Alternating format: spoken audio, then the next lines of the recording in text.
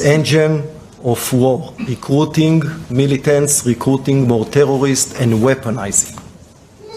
This has prolonged the war, no question, of war, recruiting militants, recruiting more terrorists, and weaponizing. This has prolonged the war, no question. Former US President Joe Biden himself stated in October 23rd that if Hamas would take control of the aid supply, it should be stopped. The purpose of the aid is to help the population, not to support Hamas. This is the rationale behind the new American model for aid presented 10 days ago by US Ambassador to Israel, Mike Huckabee. Few words about the new model of aid. An international fund, GHF, will operate based on this principle: direct aid to the population in Gaza, but not to Hamas. Israel supports this plan fully. The fund will distribute the aid in several distribution centers located in safe areas in Gaza. The IDF will not take part of the distribution. The IDF will secure the perimeter. The distribution sites should be operating in a matter of days. Having said that, regarding the resuming of the aid today, I would like to elaborate a little bit. From the beginning of the war, Israel has stated clearly, we are monitoring the levels of basic items in Gaza, and we will facilitate the supply of items in low levels in order to avoid shortages. Due to these statements, Israel is now allowing the supply of such items to the population. This will continue until the beginning of the operation of the new fund, a matter of days. The purpose of this is to temporarily bridge the current needs until the fund's operation begins and supplies these items. The items to be supplied immediately include flour to the main bakeries operated by international organizations in the Gaza Strip, supplies of items to central kitchens operated by international organizations, baby food, and medical supplies.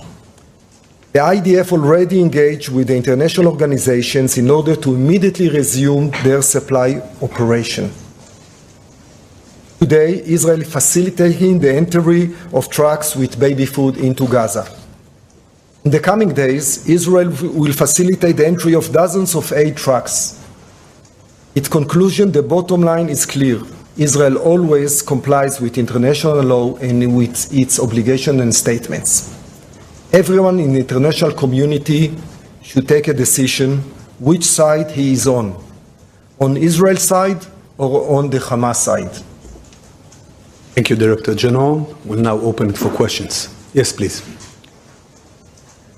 Yes, please present yourself. Good afternoon, Dan Williams from Bloomberg. Could you expand on the names of the American companies involved? How many personnel? And what safeguards do you have for the event of them being at risk of attack?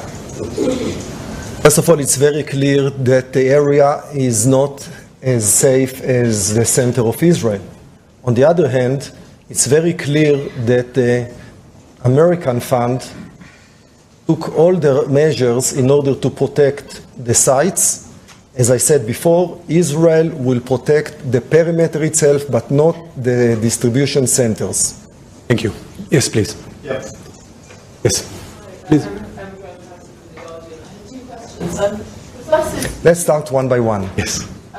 Well, they're interlinked. The first is the fund themselves. Last week, they cannot provide aid to all Gazans. They specifically said they cannot make those that are infirm, immobile, or unwilling to travel to a secure distribution site.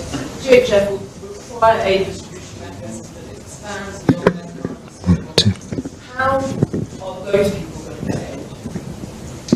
First of all, as I explained before, the sites, the centers of distribution will be located in safe areas in order not to harm the population. Secondly, the fund plans to expand its distribution centers to more sites in order to allow more and more people in Gaza to be benefited from this aid directly. Now, once we will monitor cases of lack of aid, we will react as we did until now. It's very clear. We will try to support the population as much as possible. Thank you. Yes. Next question. James, please. James McKenzie. Yes, please. James McKenzie from Reuters. Could you elaborate a little bit on how much aid you're going to let in? The United Nations is saying there's 9,000 trucks waiting at Gaza crossing points. About half of that has food in it. Will all of that be allowed in the next phase? The amount of trucks you just mentioned probably covering more than few days of supply. As I said before, we are now bridging specific gaps on several items that are close to shortage, are not yet there, but at low levels. And in few days, the operation of the fund will commence. Therefore, we will allow in the numbers of trucks that, first of all, that will be able to get in because there is logistics, but we will facilitate the entrance of such trucks in order to cover the needs until the operation of the fund commences. They are not, you don't need to put all these trucks. First of all, logistically, it's impossible to put all of them at once. That's clear. But we're speaking about increasing the quantities of the trucks as logistics is getting better and better. And once the distribution centers are opened, most of those trucks will be supplied probably to the centers of distribution. Yes, yes, please. Who is? Claire Parker from the Washington Post. Can you just elaborate a bit on how you're calculating how much bare minimum food needs to get in order to prevent a hunger crisis? Because on May 5th, David Mencer from the Prime Minister's office said that according to Israeli calculations, several months would be fine without lifting the blockade. And at that same time, the United Nations was saying there was a hunger crisis. We were hearing that people in Gaza were eating one meal a day if they were lucky. So how are you calculating this amount of food? And would you describe it as subsistence level or a level that's actually adequate for nutritional health? First of all, COGAT of the IDF continue its monitoring on daily basis in order to know if there is a real shortage or if it's question of propaganda made by Hamas and echoed by irresponsible reporters. I have to say it very clearly. What we know about now is that this day we achieve in the monitoring that some items are at low levels and immediately responded with activating the aid supply, even that we know that in days from now there will be distribution centers. So immediately we have responded. Calculations, measures, and monitoring made by COGAT and others, you know, it's under the Ministry of Defense, but you can approach them with specific and technical questions. Thank you. And I think we have time for one more question. Okay, let's take another one. Yes, James. Hi, James Shutter from the Financial Times. Hi, James Shutter from the Financial Times. Just on the Gaza Humanitarian Foundation, how is it being funded? And was it an Israeli idea or was it an idea that was brought to Israel by third parties? First of all, it's an American initiative, and that question must be addressed to them.